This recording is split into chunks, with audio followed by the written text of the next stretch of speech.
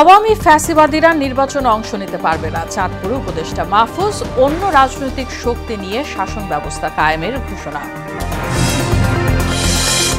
অন্তর্বর্তী সরকারের মধ্যে ১-১১ ছায়া দেখা যাচ্ছে, অভিযোগ বিএনপির। দেশের প্রতিটি মানুষের সম অধিকার চায় জামায়াত।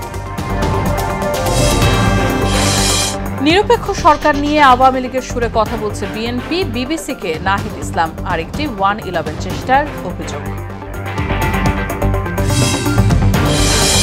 এবং আমেরিকার সঙ্গে এলএনজি সরবরাহ চুক্তি বাংলাদেশের, বছরে আসবে ৫ মিলিয়ন টন গ্যাস। কৌশলগত অংশীদারিত্বের প্রতিফলন মত বিশ্লেষকের।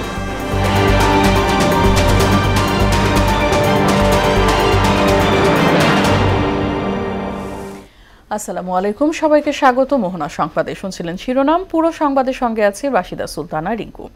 বিস্তারিত। বাংলাদেশ বিরোধী আওয়ামী লীগ ফ্যাসিবাদীদের কোনোভাবেই নির্বাচনে অংশগ্রহণ করতে দেয়া হবে না বলে জানিয়েছেন উপদেষ্টা মাহফুজ আলম। দুপুরে চাঁদপুরের হাজীগঞ্জে ছাত্র জনতার সঙ্গে মতবিনিময়ে এই কথা বলেন তিনি। বিএনপি, জামাত সহ সব রাজনৈতিক দল সুষ্ঠু নির্বাচন প্রক্রিয়ার মধ্য দিয়ে জনগণকে নিয়ে বৈষম্যহীন শাসন ব্যবস্থা কায়েম করার কথা জানান তিনি। সুষ্ঠু নির্বাচন আয়োজন বর্তমান সরকারের অঙ্গীকার বলেও জানান মাহফুজ আলম।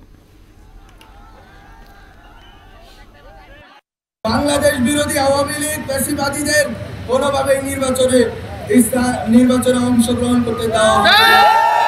বিএনপি, জামাত নির্বিশেষে যত রাজনৈতিক দল আছে, ছাত্র সংগঠন আছে, ছাত্ররা আছে, শ্রমিক, নারী, আলেম ওলামা আছেন, সবাই যারা বাংলাদেশ বন্দী তারাই বাংলাদেশে থাকবেন এবং এই বাংলাদেশে সুষ্ঠু নির্বাচন প্রক্রিয়ার মধ্য দিয়ে তারা পজিটিভ একটি কম্পিটিশনের ভিতর দিয়ে বাংলাদেশে শাসন প্রতিষ্ঠা করবেন। গণতন্ত্রের বাইরে অন্তর্বর্তী সরকারের ভিন্ন কোনো উদ্দেশ্য থাকলে তার ফল ভালো হবে না বলে মন্তব্য করেছেন বিএনপির স্থায়ী কমিটির সদস্য আমির খসরু মাহমুদ চৌধুরী। তিনি বলেন, যারা জিয়াবাদ আবিষ্কার করতে চান তাদের উদ্দেশ্য ভালো না। স্থায়ী কমিটির আরেক সদস্য সেলিমা রহমান বলেন, জাতীয় ঐক্য রক্ষায় নির্বাচনের কোনো বিকল্প নেই। আর অন্তর্বর্তী সরকারের মধ্যে ১-১১ সরকারের ছায়া দেখা যাচ্ছে বলে অভিযোগ করেন দলটির সিনিয়র যুগ্ম মহাসচিব রুহুল কবির রিজভী। আরও জানাচ্ছেন তানজিদ ভুইয়া। জাতীয় প্রেস ক্লাবে জিয়া পরিষদ আয়োজিত আলোচনায় বক্তব্য রাখেন বিএনপি চেয়ারপারসনের উপদেষ্টা মোয়াজ্জেম হোসেন আলাল এবং যুগ্ম মহাসচিব খায়রুল কবির খোকন। তারা বলেন, আওয়ামী ফ্যাসিবাদের আমলে দলের নেতাকর্মীরা নানাভাবে নির্যাতনের শিকার হয়েছে। দ্রুত সময়ের মধ্যে একটি রুট ম্যাপের মধ্যে দিয়ে একটি ইলেকশন হবে, সেই নির্বাচনে জনগণ তাকে ভোট দিয়ে নির্বাচন সেই রাষ্ট্র পরিচালনা করবেন। বিএনপি হচ্ছে সবকিছুর অগ্রগতি, সংস্কার নিয়ে আজকে তোলপাড় সারা দেশ। এই সংস্কার 2 বছর আগে তারেক রহমান সাহেবের নেতৃত্বে আমরা জাতির সামনে উত্থাপন করেছি। এই সংস্কারের পায়োনিয়ার তো আমরা। এতে স্থায়ী কমিটির সদস্য আমির খসরু মাহমুদ চৌধুরী বলেন, অনির্বাচিত সরকার যত বেশি ক্ষমতায় থাকবে ততই গণবিচ্ছিন্ন সিদ্ধান্ত আসতে থাকবে। বাংলাদেশের জনগণের মালিকানার নির্বাচনের মাধ্যমে ক্ষমতা হস্তান্তর বিষয়ে যদি অন্য কোনো পরিকল্পনা থাকে গণতন্ত্রের বাইরে, সেটা বোধহয় ভাবা হবে। অনির্বাচিত সরকার দেশ পরিচালনা যত বেশি দিন করবে তত বেশি গণবিচ্ছিন্ন সিদ্ধান্ত আসতে থাকবে। জাতীয় প্রেস ক্লাবে আলাদা এক অনুষ্ঠানে দলের স্থায়ী কমিটির সদস্য সেলিমা রহমান বলেন, গণতন্ত্র রক্ষায় জনগণের প্রতিনিধিত্বশীল সরকারের বিকল্প নেই। বিভিন্ন জায়গায় উত্তেজনা সৃষ্টি করে দেশকে অস্থিতিশীল সৃষ্টি করতে, কিন্তু সেটা তো আমরা হতে দিচ্ছি না। আমাদের সবাই ঐক্য, সে যেখানে থাকুক না কেন, ঐক্য অটুট রাখতে হবে। আমরা সবাই যেন একত্রিত কাজ করি। এদিকে নয়াপল্টনে দলের কেন্দ্রীয় কার্যালয়ে আয়োজিত মিলাদ ও দোয়া মাহফিলে অন্তর্বর্তী সরকারকে দ্রুত নির্বাচন আয়োজনের আহ্বান জানান বিএনপির সিনিয়র যুগ্ম মহাসচিব রুহুল কবির রিজভী। অন্তর্বর্তীকালীন যে সরকার, তাদের সাথে যাদের বেশি খুব সখ্যতা, বিএনপির ভাবমূর্তি নষ্ট করার জন্য তারা বিভিন্ন কথাবার্তা তারা বলে বেড়াচ্ছে। রাজনৈতিক প্রতিহিংসার কারণে জিয়া পরিবারের উপর শেখ হাসিনা নির্মম নির্যাতন করেছে বলেও অভিযোগ করেন রিজভী। তারা 1-11-এর একটি ছায়া। তানজিদ ভুইয়া, মোহনা সংবাদ, ঢাকা। সংখ্যালঘুদের নিয়ে শেখ হাসিনা সরকার অনেক রাজনীতি করেছে বলে অভিযোগ করেছেন জামায়াতে ইসলামের আমির ডাক্তার শফিকুর রহমান। দিনাজপুরে গোড়-এ শহীদ ময়দানে দলের কর্মী সম্মেলনে দেয়া বক্তব্যে তিনি বলেন, এদেশে জন্মগ্রহণকারী প্রতিটি নাগরিকের সংবিধান অনুযায়ী সমান অধিকার রয়েছে। গত 54 বছরে দেশের মানুষ যাদের হাতে নির্যাতিত হয়েছে তাদের চিহ্নিত করার সময় এসেছে বলে মন্তব্য করেন জামায়াতে ইসলামের আমির। আমরা বিশ্বাস করি এই দেশের বুকে যেই জন্ম নিয়েছে বাংলাদেশের সংবিধান তাকে সমান অধিকার দিয়েছে, সুতরাং মর্যাদার দিক থেকে তিনি একজন মর্যাদাপূর্ণ বাংলাদেশের নাগরিক। আপনারা কখনো নিজেদেরকে মাইনরিটি মনে করবেন না। এই মাইনরিটি বলেই আপনাদের উপর এতদিন এত অত্যাচার হয়েছে। আপনারা আমাদের ভাই বোন, আমরা সহমর্মিতার সাথে একসাথে গর্বের সাথে বাংলাদেশে বসবাস করতে চাই। অন্তর্বর্তী সরকার নিয়ে বিএনপির কথার সুর আওয়ামী লীগের সঙ্গে মিলে যাচ্ছে বলে মন্তব্য করেছেন অন্তর্বর্তী সরকারের উপদেষ্টা নাহিদ ইসলাম। শুক্রবার বিবিসি বাংলাকে দেওয়া সাক্ষাৎকারে তিনি কথা বলেন। 1-11 এবং -2 প্রসঙ্গ বিএনপি প্রথম কিছুদিন আগে এনেছে বলে জানান নাহিদ ইসলাম। মাহবুব হাসান রিপনের বিস্তারিত। দেশের রাজনীতিতে নির্বাচন নিয়ে চলছে ব্যাপক আলোচনা। এর মধ্যে 21 জানুয়ারি বিবিসি বাংলাকে দেওয়া সাক্ষাৎকারে বিএনপি মহাসচিব মির্জা ফখরুল ইসলাম আলমগীর বলেন, অন্তর্বর্তী সরকার নিরপেক্ষ থাকতে না পারলে নিরপেক্ষ সরকারের প্রয়োজন হবে। তো যদি সরকার সম্পূর্ণ নিরপেক্ষতা পালন করে তাহলেই তারা নির্বাচনে কন্ডাক্ট করা পর্যন্ত থাকবেন, তা না হলে তো নিরপেক্ষ সরকারের প্রয়োজন হবে। এর 3 দিন পর শুক্রবার বিবিসি বাংলাকে এক সাক্ষাৎকার দেন অন্তর্বর্তী সরকারের উপদেষ্টা নাহিদ ইসলাম। তিনি বলেন, অন্তর্বর্তী সরকার নিয়ে বিএনপির কথার টন আওয়ামী লীগের সঙ্গে মিলে যাচ্ছে। আমরা বিচার এবং সংস্কারটা আমাদের কিন্তু সমান প্রায়োরিটি। আমরা ছাত্ররা কিন্তু গভর্নমেন্টে এসেছি সেই ওয়াচডগের ভূমিকা পালন করতে, যে আমাদের যে কমিটমেন্ট ছিল, গণঅভ্যুত্থানের যে প্রতিশ্রুতি ছিল, সেটা সঠিকভাবে এই সরকার বাস্তবায়ন করতে পারে কিনা। তো সেই জায়গায় যখন বিএনপি ও এই একই কথায় তাল দেয় যে নিরপেক্ষ সরকার আরেকটা লাগবে, বা তারা এর আগেও বলেছে যে এই সরকার নির্বাচিত সরকার নয়। হ্যাঁ, আজকে কিন্তু আমরা দেখতেছি আওয়ামী লীগের যে আরাফাত রহমান, সে কিন্তু স্ট্যাটাস দিয়েছে যে এটা অবৈধ এবং অনির্বাচিত সরকার, একটা নিরপেক্ষ সরকার লাগবে। এর আন্ডারে নিরপেক্ষ সরকার মানে সুষ্ঠু নির্বাচন হওয়া সম্ভব নয়। সো একই টোনে যখন আমরা কথা বলতে দেখছি, তাহলে এটা কিন্তু একটা সন্দেহ তৈরি করে। নিরপেক্ষ সরকারের অধীনে নির্বাচন প্রসঙ্গে নাহিদ ইসলাম বলেন, অন্তর্বর্তী সরকারকে বিএনপি কেন নিরপেক্ষ মনে করছে না তা স্পষ্ট করা উচিত। অন্তর্বর্তী সরকারকে তো আমরা এখন নিরপেক্ষই মনে করছি।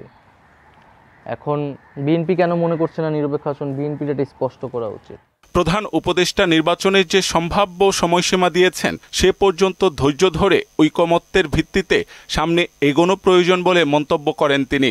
নিরপেক্ষতার স্বার্থে তখন এটা সরকার বিবেচনা করবে। মাহবুব হাসান রিপন, মোহনা সংবাদ।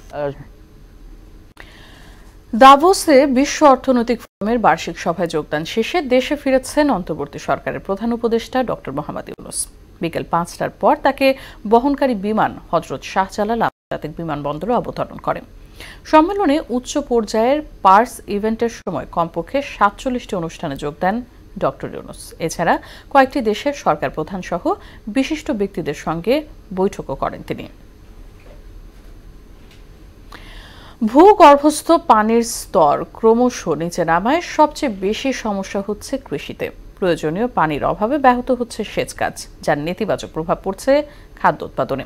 অভিন্ন নদ নদীর পানির ন্যায্য হিস্সা নিশ্চিত না করা এবং অনাবৃষ্টি এবং খালবিল শুকিয়ে যাওয়াই এমন পরিস্থিতির কারণ বলে মনে করছেন পরিবেশবিদরা। ভূগর্ভস্থ পানি নিয়ে উষা ফেরদৌসের 2 পর্ব ধারাবাহিক প্রতিবেদনের শেষ কিস্তি আজ। অভিন্ন নদ নদীর পানি উজানের দেশ প্রত্যাহার করায় ধীরে ধীরে মরুকরণের দিকে যাচ্ছে উত্তরাঞ্চল, আর দক্ষিণাঞ্চলের নদীতে বাড়ছে লবণাক্ততা। পানি উন্নয়ন বোর্ডের তথ্য বলছে, ভারত অভিন্ন 54টি নদীর মধ্যে 47টি নদীর গতিপথে ছোট বড় 5 শতাধিক বাঁধ নির্মাণ করার মাশুল গুনছে ভাটির দেশ বাংলা। নিয়মিত ড্রেজিং না করা এবং অনাবৃষ্টি সহ নানা কারণে দেশের 18,000 মাইল নদ নদী শুকিয়ে 8,000 মাইলে এসে ঠেকেছে। এতে দেশ জুড়েই সেচ সংকটে ভুগছেন কৃষক। ফসল করতে গেলে পানি লাগে, খরা গিয়া মাটি নষ্ট করে দেয়, পানির অভাবে শুধু কালের এই টিউবওয়েল দিয়ে চলছি, তখন টিউবওয়েলটা একবার মোড়ে না পানি। এই টিউবওয়েলটা এটা তো বড় টিউবওয়েল থেকে এটা তাইই না। আগে যেরকম আপনার পানি উঠতো হ্যাঁ, এখন এই 1-2 বছর ধরে কোনো কলে পানি উঠে না। বরেন্দ্র এলাকায় 1995 সালে ভূগর্ভস্থ পানির স্তর ছিল 12 মিটার নিচে। 15 বছরের ব্যবধানে 2010 সালে এটি নেমেছে প্রায় 23 মিটার নিচে। কিছুটা রিচার্জ হবে পুকুরগুলো থেকে ভরাট করে ফেলছেন। আমাদের তো ওপেন স্পেসই নাই, কোনো জায়গাই নাই। অনেক জায়গায় ভূগর্ভস্থ পানি আর্টিফিশিয়ালি রিফিলিং করা হয়, রিচার্জ করা হয় রেইন ওয়াটার দিয়ে। ওটা খুবই ঝুঁকিপূর্ণ, কারণ বাইরে থেকে যদি আপনার দূষিত পানি ঢুকিয়ে দেন সেটা পুরো ভূগর্ভস্থ পানি দূষিত হয়ে যাবে। সব কিছু মিলে আমরা আসলে একটা ঝুঁকির মধ্যে আছি, সামগ্রিকভাবে চ্যালেঞ্জের মধ্যে। আমাদের ফিরে যাওয়া উচিত আসলে সারফেস ওয়াটারের উপরে। সারফেস ওয়াটারের একটা বড় অংশ আসে আমাদের প্রতিবেশী দেশগুলোর থেকে, সেই খাতে আমাদের দিতে হবে, সমাধানের দিক দিতে হবে।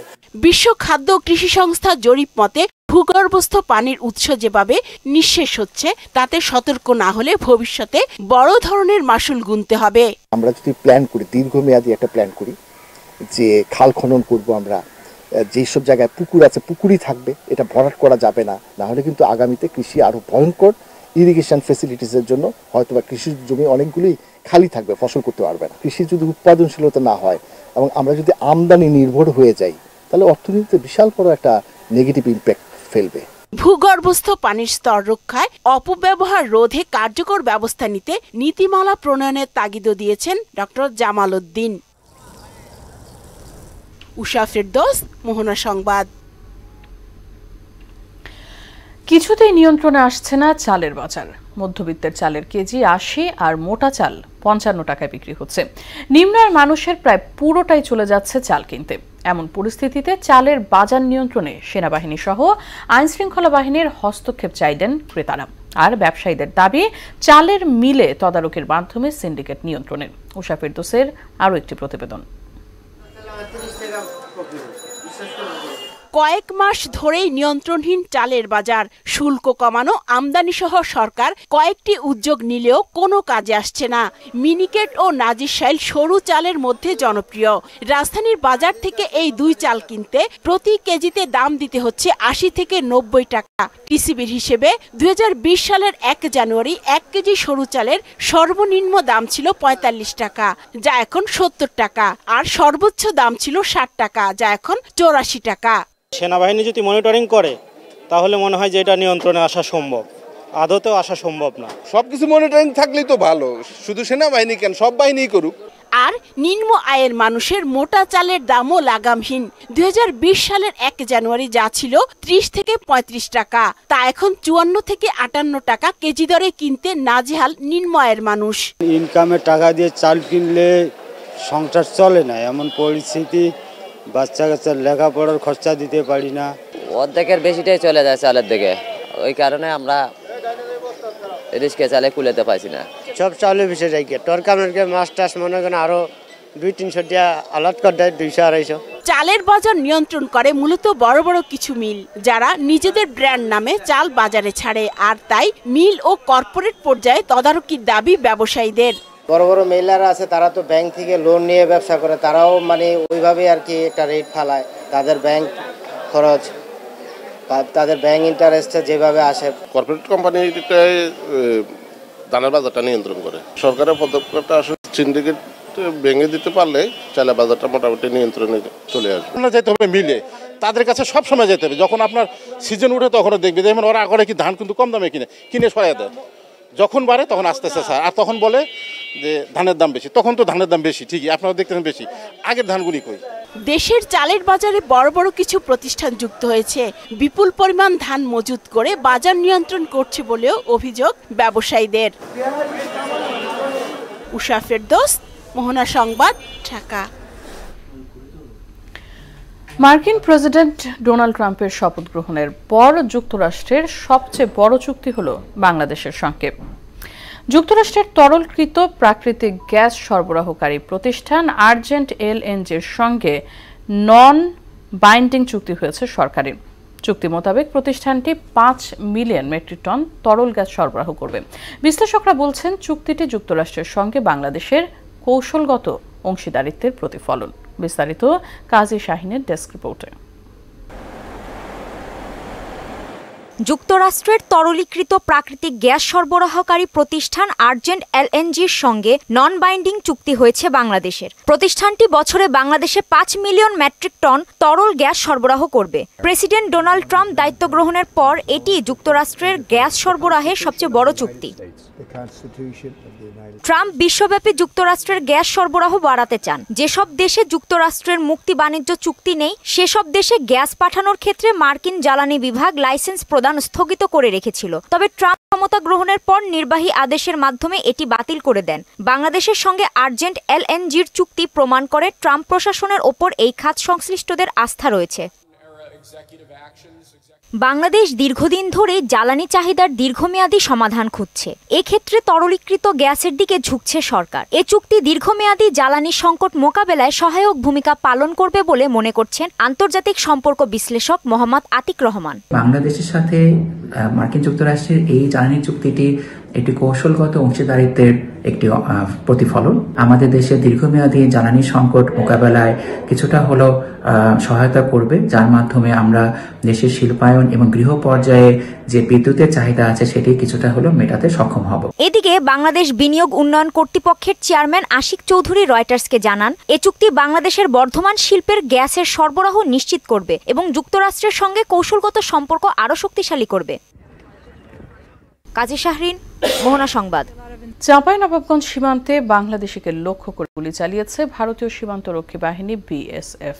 এতে হাবিল নামের একজন আহত হয়েছেন। হাবিল শিবগঞ্জ উপজেলার শাহবাজপুর ইউনিয়নের তেলকুপি নামোপাড়া গ্রামের বেলালের ছেলে। বেলা 11টার দিকে বিষয়টি নিশ্চিত করেছেন শাহবাজপুর ইউনিয়নের 7 নং ওয়ার্ডের সদস্য মোহাম্মদ কায়েস আলী। এলাকাবাসী জানায়, ভোর রাত আনুমানিক 4টার দিকে গমের খেতে পানি দিতে যান হাবিল। ওই সময় তাকে লক্ষ্য করে বিএসএফ গুলি ছুড়লে আহত হন সে। তিনি চোরা কারবারির সঙ্গে জড়িত নন, এমনকি তার নামে কোনো মামলাও নেই। দেশের বাইরের খবর। যুদ্ধবিরতির চুক্তির অধীনে গাজায় জিম্মি থাকা 4 ইসরায়েলি সেনাকে মুক্তি দিয়েছে হামাস। বিনিময়ে 200 ফিলিস্তিনি বন্দীকে মুক্তি দেওয়ার কথা রয়েছে ইসরায়েলের। এর আগে যুদ্ধবিরতির প্রথম দিনে 3 জিম্মিকে ইসরায়েলের কাছে হস্তান্তর করেছিল হামাস। এরপরে ইসরায়েলের কারাগার থেকে অন্তত 90 ফিলিস্তিনিকে ছেড়ে দেওয়া হয়। এদিকে ইসরায়েলের হামলায় গাজায় সৃষ্ট 50 মিলিয়ন টন ধ্বংসস্তূপ সরাতে 21 বছর সময় লাগবে বলে জানিয়েছে জাতিসংঘ। এতে খরচ হবে 12 বিলিয়ন মার্কিন ডলার। 2023 সালের 7 অক্টোবর হামলা এবং নাগরিকদের যথাযথ নিরাপত্তা দিতে ব্যর্থ হওয়ায় ইসরায়েলের নেতানিয়াহু পদত্যাগ চান 62% ইসরায়েলি। দেশটির দৈনিক মারিফ পরিচালিত এক জরিপে উঠে এসেছে এই তথ্য।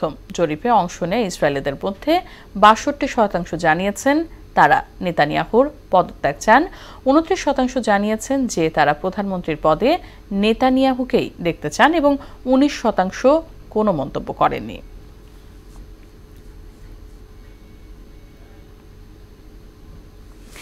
খেলার খবর। ক্রিকেট।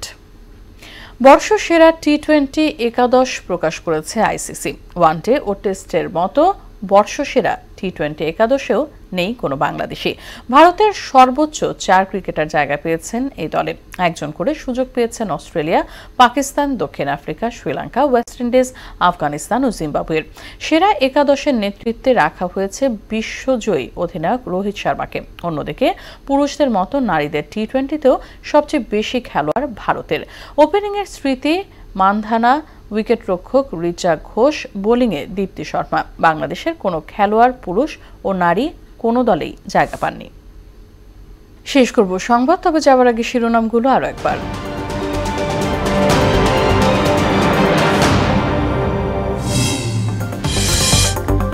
আওয়ামী ফ্যাসিবাদীরা নির্বাচনে অংশ নিতে পারবে না, চাঁদপুরে উপদেষ্টা মাহফুজ। অন্য রাজনৈতিক শক্তি নিয়ে শাসন ব্যবস্থা কায়েমের ঘোষণা।